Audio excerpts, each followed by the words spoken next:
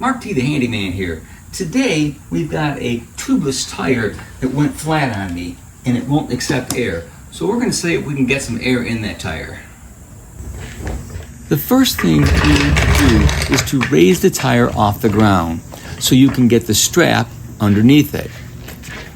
There is actually a couple of different ways you can get the tubeless tire to hold the air. What I'm going to show you is the way that I normally will accomplish adding air to a flat tubeless tire. So what we are going to do is I will take this strap and wrap it around the tire. This strap has a closed end loop on one side and on the other end has an open end. I'm going to put the open end through the loop, and then I'm going to make sure that the strap is in the center of the tire and fully around the tire. Next, I'm going to take my screwdriver, put it through the hole, and then around the strap that is loose.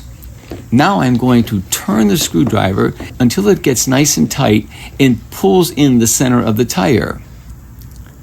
Next, keeping the screwdriver and the strap tight, I'm going to add air to the tire.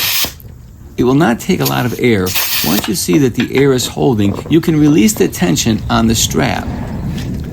This tire requires 35 pounds of air.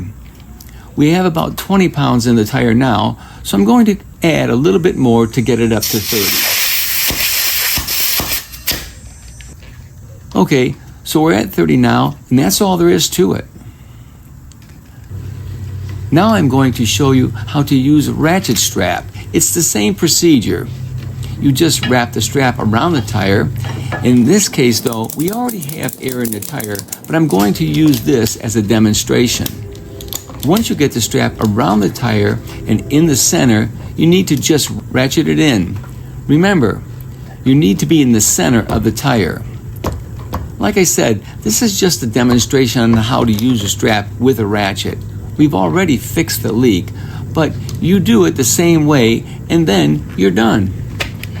Just fill up the tire with air the same way and remove the strap and you're good to go.